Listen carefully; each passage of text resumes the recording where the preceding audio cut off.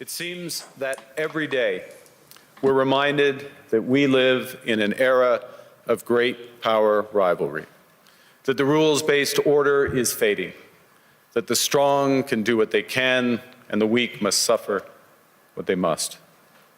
And this aphorism of Thucydides is presented as inevitable, as the natural logic of international relations reasserting itself. And faced with this logic, there is a strong tendency for countries to go along to get along, to accommodate, to avoid trouble, to hope that compliance will buy safety. Well, it won't. So what are our options?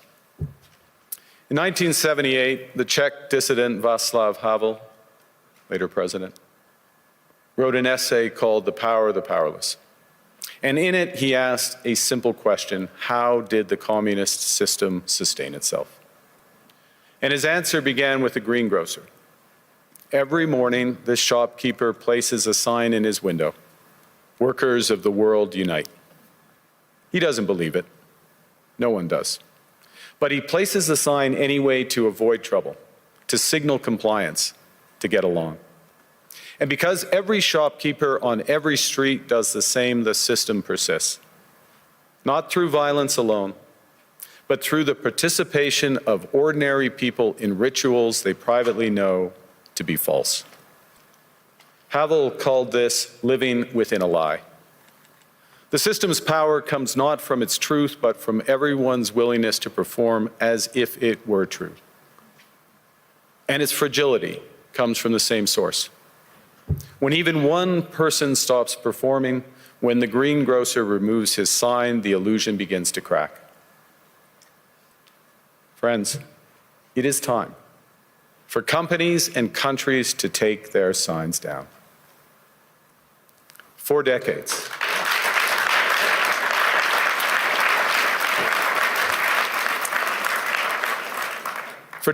countries like Canada prospered under what we called the rules-based international order. We joined its institutions, we praised its principles, we benefited from its predictability. And because of that, we could pursue values-based foreign policies under its protection. We knew the story of the international rules-based order was partially false, that the strongest would exempt themselves when convenient, that trade rules were enforced asymmetrically. And we knew that international law applied with varying rigor depending on the identity of the accused or the victim. This fiction was useful, and American hegemony in particular helped provide public goods, open sea lanes, a stable financial system, collective security, and support for frameworks for resolving disputes. So we placed the sign in the window. We participated in the rituals, and we largely avoided calling out the gaps between rhetoric and reality. This bargain no longer works. Let me be direct.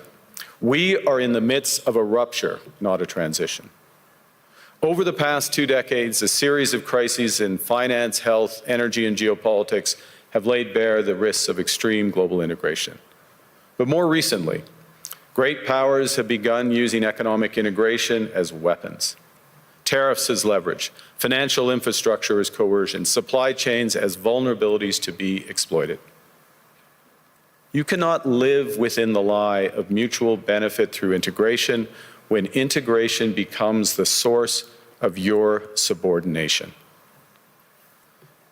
The multilateral institutions on which the middle powers have relied, the WTO, the UN, the COP, the architecture, the very architecture of collective problem solving are under threat.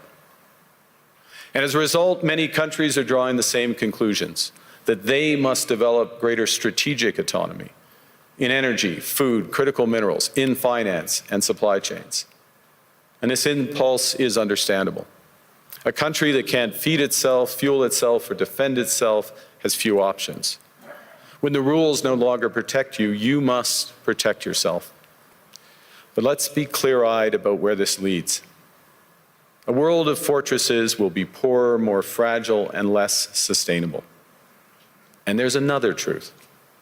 If great powers abandon even the pretense of rules and values for the unhindered pursuit of their power and interests, the gains from transactionalism will become harder to replicate. Hegemons cannot continually monetize their relationships. Allies will diversify to hedge against uncertainty. They'll buy insurance, increase options in order to rebuild sovereignty. Sovereignty that was once grounded in rules but will increasingly be anchored in the ability to withstand pressure. This room knows this is classic risk management. Risk management comes at a price. But that cost of strategic autonomy, of sovereignty, can also be shared. Collective investments in resilience are cheaper than everyone building their own fortresses.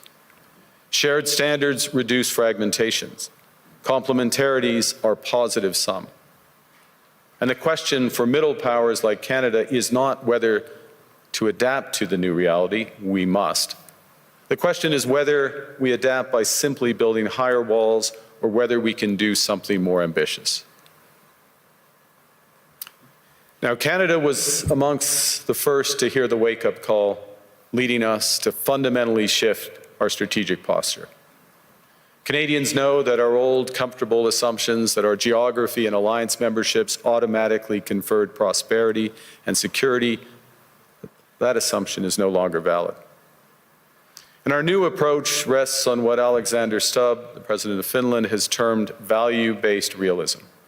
Or to put another way, we aim to be both principled and pragmatic. Principled in our commitment to fundamental values, sovereignty, territorial integrity, the prohibition of the use of force except when consistent with the UN Charter, and respect for human rights. And pragmatic in recognizing that progress is often incremental, that interests diverge, that not every partner will share all of our values. So we're engaging broadly, strategically, with open eyes. We actively take on the world as it is, not wait around for a world we wish to be. We are calibrating our relationships so their depth reflects our values. And we're prioritizing broad engagement to maximize our influence, given the fluidity of the world at the moment, the risks that this poses, and the stakes for what comes next. And we are no longer just relying on the strength of our values, but also the value of our strength. We are building that strength at home. Since my government took office, we have cut taxes on incomes, on capital gains, and business investment. We have removed all federal barriers to interprovincial trade. We are fast-tracking $1 trillion of investments in energy, AI, critical minerals, new trade corridors, and beyond. We're doubling our defense spending by the end of this decade, and we're doing so in ways that build our domestic industries. And we are rapidly diversifying abroad. We've agreed a comprehensive strategic partnership with the EU, including joining SAFE, the European Defence Procurement Arrangements. We have signed 12 other trade and security deals on 4 continents in 6 months. In the past few days, we've concluded new strategic partnerships with China and Qatar. We're negotiating free trade pacts with India, ASEAN, Thailand, Philippines, and Mercosur. We're doing something else. To help solve global problems, we're pursuing variable geometry. In other words, different coalitions for different issues based on common values and interests. So on Ukraine, we're a core member of the Coalition of the Willing and one of the largest per capita contributors to its defense and security.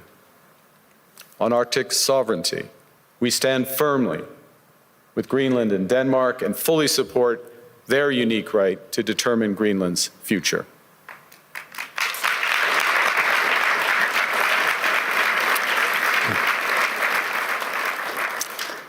Our commitment to NATO's Article 5 is unwavering.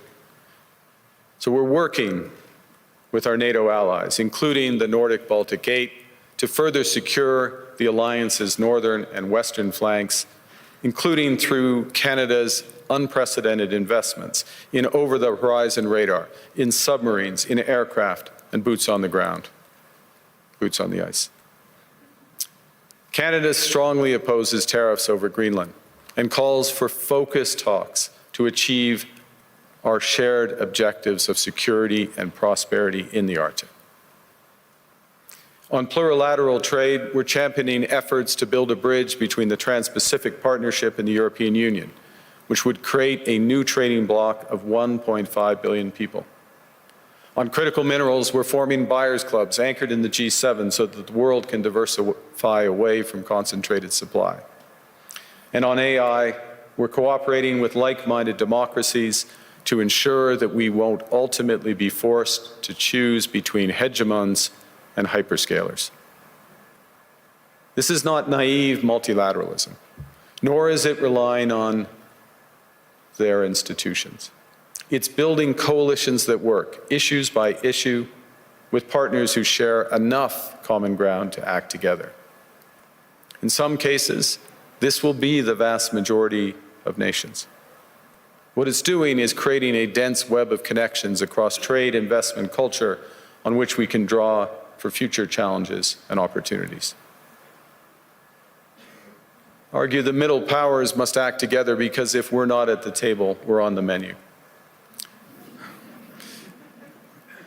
But I'd also say that great powers can afford for now to go it alone. They have the market size, the military capacity, and the leverage to dictate terms. Middle powers do not. But when we only negotiate bilaterally with a hegemon, we negotiate from weakness. We accept what's offered. We compete with each other to be the most accommodating. This is not sovereignty. It's the performance of sovereignty while accepting subordination. In a world of great power rivalry, the countries in between have a choice: compete with each other for favor, or to combine to create a third path with impact. We shouldn't allow the rise of hard power to blind us to the fact that the power of legitimacy, integrity, and rules will remain strong if we choose to wield them together. Which brings me back to Havel. What does it mean for middle powers to live the truth? Well, first, it means naming reality. Stop invoking rules-based international order as though it still functions as advertised. Call it what it is: a system of intensifying great power rivalry where the most powerful pursue their interests using economic integration as coercion. It means acting consistently, applying the same standards to allies and rivals. When middle powers criticize economic intimidation from one direction but stay silent when it comes from another, we are keeping the sign in the window. It means building what we claim to believe in.